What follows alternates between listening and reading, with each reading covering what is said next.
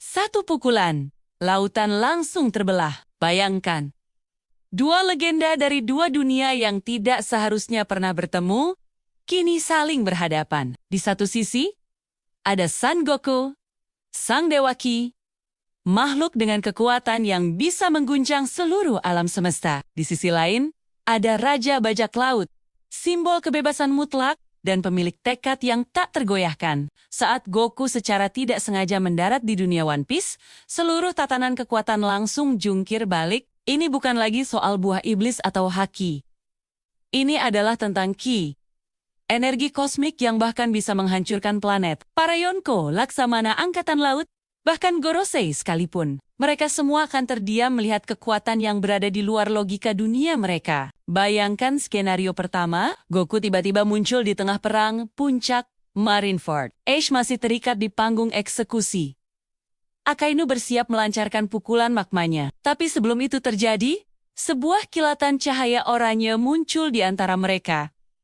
Goku, dengan tatapan polosnya, bertanya, "Hei, kalian sedang apa?" Kelihatannya seru. Tentu saja, para komandan Shirohige dan Laksamana Angkatan Laut akan menganggapnya sebagai musuh. Kizaru mungkin akan menembakkan sinar lasernya, tapi Goku hanya akan menghindar dengan santai. Seolah itu gerakan lambat. "Wow, seranganmu cepat juga," katanya sambil tersenyum. Lalu, Akainu yang panas kepala akan maju dengan tinju magmanya. Saat tinju itu mengenai Goku, tidak akan ada apa-apa. Goku hanya berdiri di sana. Tanpa goresan sedikit pun, seluruh medan perang akan hening seketika.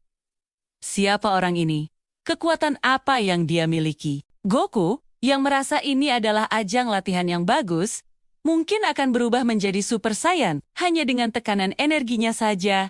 Ribuan prajurit angkatan laut dan bajak laut lemah akan langsung pingsan. Langit Marineford yang sudah kelabu akan terbelah oleh aura emasnya. Inilah momen di mana semua orang sadar. Mereka tidak sedang berhadapan dengan manusia biasa. Mari kita lanjutkan imajinasi ini. Bagaimana jika Goku bertemu dengan Kaido, makhluk terkuat di dunia? Kaido, yang bangga dengan ketahanan tubuhnya dan mencari cara untuk mati, akhirnya akan menemukan lawan yang dia cari. Pertarungan mereka tidak akan terjadi di darat. Wano akan hancur lebur. Mereka akan bertarung di langit, di atas awan, dengan benturan yang menciptakan badai di seluruh Grand Line. Kaido dalam bentuk naganya akan menyemburkan Bolo Breath, serangan yang bisa melenyapkan puncak gunung. Bagi Goku, itu mungkin hanya terasa hangat. Goku akan membalas dengan Kamehameha sederhana, yang kekuatannya sudah cukup untuk membuat Kaido terlempar hingga ke bulan.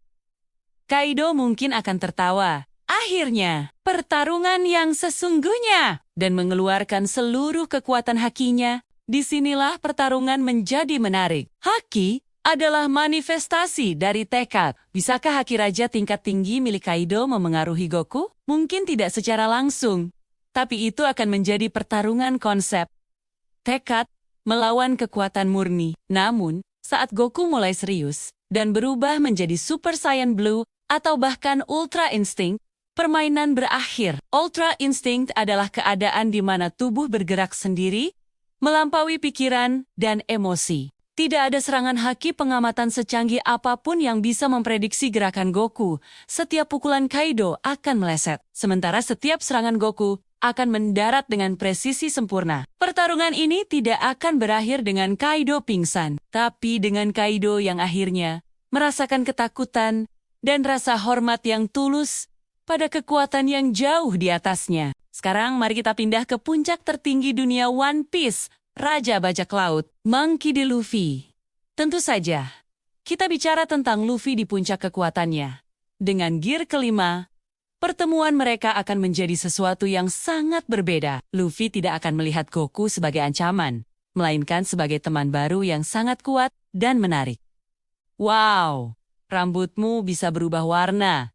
Keren! Ayo bertarung!" kata Luffy dengan senyum lebarnya. Goku pun akan sama antusiasnya. Pertarungan mereka tidak akan dipenuhi niat membunuh, melainkan kegembiraan murni. Bayangkan pertarungan paling kartun dan paling epik secara bersamaan. Luffy dengan kekuatan Nika akan mengubah tanah menjadi karet untuk menjebak Goku.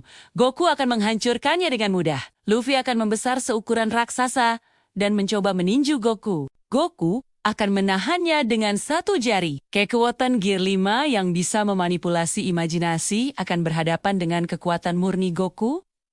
Luffy mungkin akan menangkap petir dan melemparkannya ke Goku.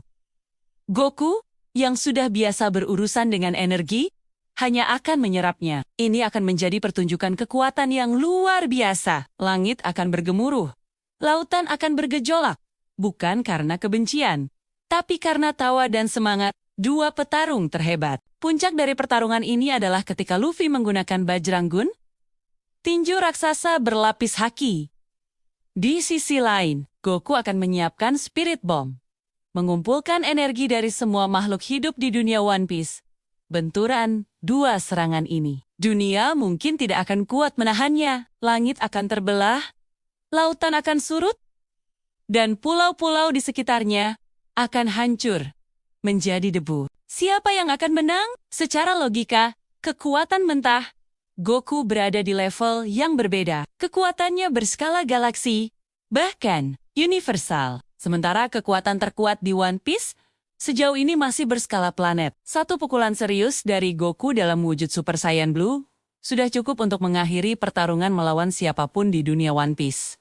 Tapi, bukankah esensi dari kedua cerita ini bukan hanya tentang siapa yang lebih kuat? Dragon Ball adalah tentang melampaui batas diri, sementara One Piece adalah tentang tekad, kebebasan, dan persahabatan. Goku tidak akan datang untuk menaklukkan. Dia akan datang untuk mencari lawan yang kuat, makan makanan enak, dan mungkin berteman dengan orang-orang aneh yang dia temui. Dia akan mengajari Luffy cara terbang tanpa harus menjadi karet. Dia mungkin akan berbagi kacang senzu dengan Shirohige. Di Marineford, dia akan menantang Mihawk untuk beradu pedang, meskipun dia tidak menggunakan pedang. Kehadiran Goku akan mengubah dunia One Piece bukan dengan kehancuran, tapi dengan memperkenalkan level kekuatan baru yang menginspirasi semua orang untuk menjadi lebih kuat. Pada akhirnya pertarungan antara Dewa Ki dan Raja Bajak Laut bukanlah tentang siapa yang menang atau kalah. Ini adalah perayaan dua ikon terbesar dalam sejarah anime. Sebuah what if yang memicu imajinasi kita. Bagaimana menurutmu? Jika Goku benar-benar masuk ke dunia One Piece, momen apa yang paling ingin kamu lihat? Tulis versimu di kolom komentar ya. Terima kasih sudah menonton. Jangan lupa subscribe untuk imajinasi liar lainnya.